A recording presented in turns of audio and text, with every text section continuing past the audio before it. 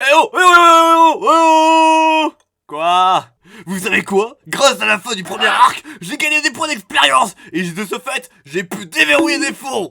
Désormais, fini le fond noir abyssal oppressant. Place désormais au turfu. Une forêt, paf. Une ville, puf. Une bataille contre le démon galactique, puf. Et y a même moyen de profiter des effets de perspective. Youhou.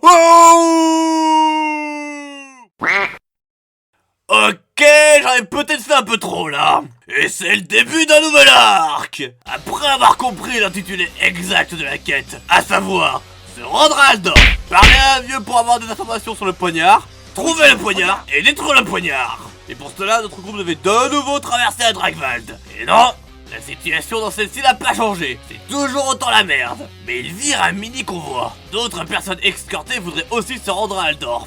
Des familles de marchands qui se disent qu'Aldorf ça serait moins chaotique que cette ville. Spoiler alerte. Non. Donc une idée germa dans leur esprit. Pourquoi ne pas faire la route ensemble?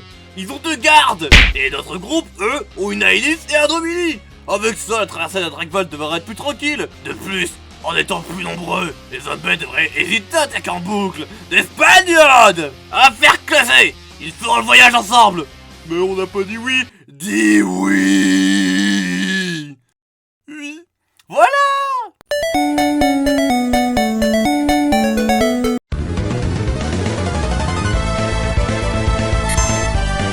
Peu de temps après leur rentrée dans la Dragwald, ils se firent attaquer par 2 zombies. Non, je plaisante pas. D'habitude, je mets pas le nombre exact d'ennemis, faute de place. Mais là, ils sont vraiment que 2. Bon, bah...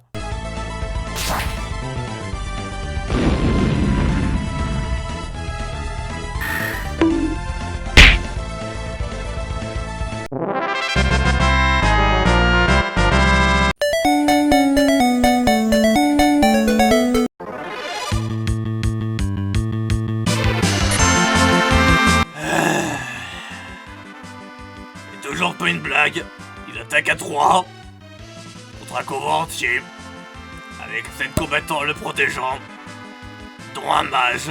Ok, c'est confirmé, c'est les 2 dernières syllabes de leur nom qui définissent le plus ces zombettes. Oh my god!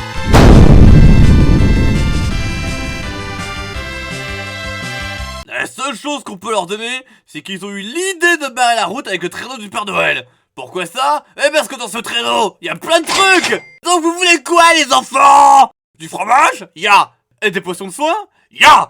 Des dagues? Y'a. De la corde? Y'a. De la nourriture? Y'a. Et consommable. Le poignard maléfique? Y'a.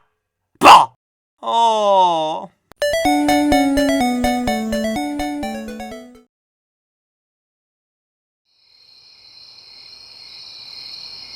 Malgré la nuit tombée, ils continuèrent leur chemin, car il était plus si loin que ça d'Aldorf, et camper dans la Dragwald était un peu trop dangereux. Quand tout à coup, une pluie de flèches d'hommes-bêtes leur tomba dessus. Alors, comment je sais que c'est des hommes-bêtes qu'on tirait? Le fait que personne n'ait été touché me suffit personnellement. Ah, attendez. On me dit dans mon oreillette qu'une personne a été touchée. C'est incroyable. Dead! Le kidnap! Ils ont touché le poney.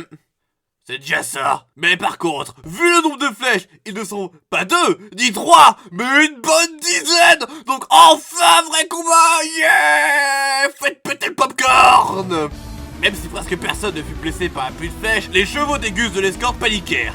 Et profitant de la panique du cheval, de l'attaque surprise, de la nuit, de la longe de son arbre, de sa supériorité numérique, un homme peut être frappé et tua l'un des chevaux qui tomba sur le gus, qui se retrouva donc hors combat. L'autre donna un paniqua et balança son cavalier au milieu de 3 bêtes qui réussissent à le tuer. Bon alors, soyez pas trop fiers, hein. Le type était à terre, il était désarmé, il était en désavantage, il faisait nuit, les bêtes c'était 3, il était meilleur à longe, donc vraiment, n'importe qui aurait pu réussir ce coup. Même toi là devant ton écran. Après avoir neutralisé les escortes, ils foncèrent sur le poids pour tuer le reste. Dominique se mit en première ligne pour les intercepter. Les autres surveillaient les autres lignes. Mais malgré leurs efforts, certains hommes bêtes atteignirent le convoi et menaça les familles qui étaient sans défense. C'est insolent. Mais on peut plus dormir en paix ici.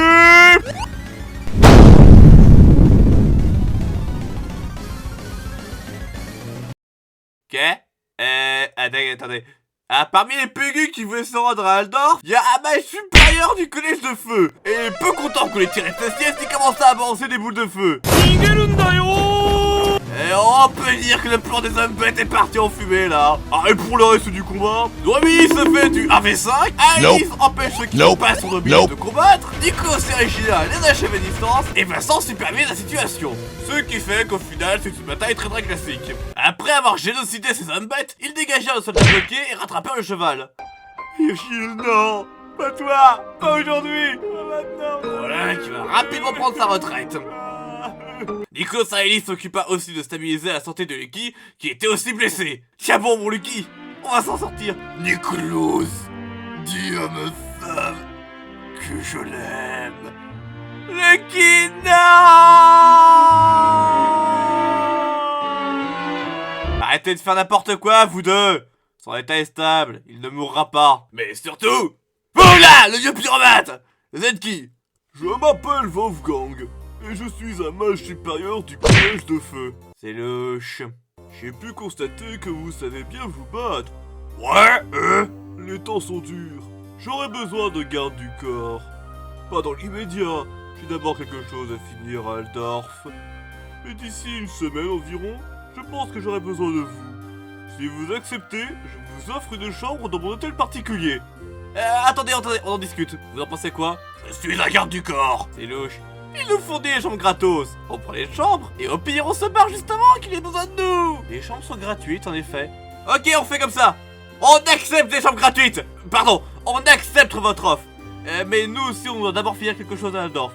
Parfait, c'est réglé alors. Après s'être remis de ses émotions et avoir remis le combat en route, le groupe reprit le chemin vers Aldorf. Chemin qui se finit sans encombre et c'est pas trop tôt. Arrivé devant Aldorf, ils virent une armée de pégus essayant de rentrer dans Aldorf. Et heureusement, vous ne passez pas. Je suis vieux. Ok, vous pouvez passer. Ils dirent au revoir aux autres et suivirent Wolfgang jusqu'à son hôtel privé. Et eux qui ont l'habitude de dormir dans des endroits tout pourris, qui puent la pluie, qui sont pas lavés, et en plus, plein de trucs, là, bah ça change. C'est propre, c'est classe, c'est bien, c'est enfin des lieux à leur niveau.